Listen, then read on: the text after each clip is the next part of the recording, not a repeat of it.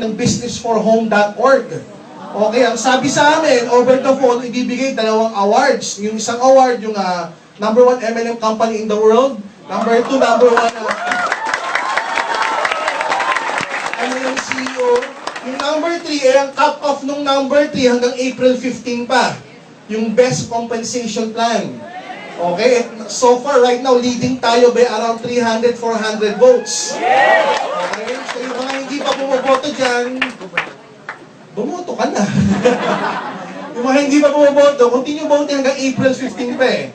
So we could have a runaway lead do sa number 2. Para pagdating ni Ted Nuyten dito, 3 malalaking awards daw yung ibibigay sa atin. Okay, isipin nga, tinatalo natin mga company sa Indonesia, mga company sa Thailand, mga company sa US at sa Europe, tinatalo ng company galing sa Pilipinas.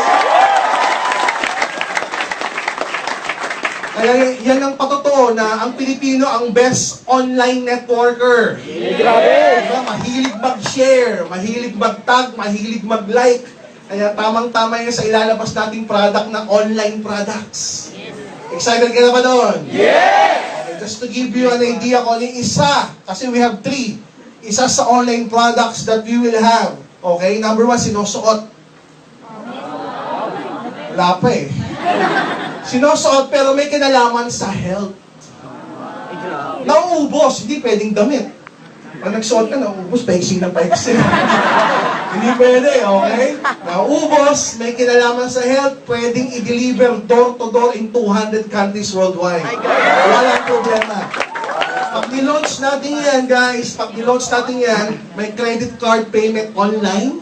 Kami na magdi-deliver door-to-door in 200 countries. Maganda na, maganda? So, dapat maalam ka sa offline, maalam ka rin sa online. So, yung mga maalam sa online, lamang ka na. Okay, yung mga hindi pa maalam sa online, mag-aral-aral ng konti, pero dapat pareho alam mo, both offline tsaka online. Okay, guys?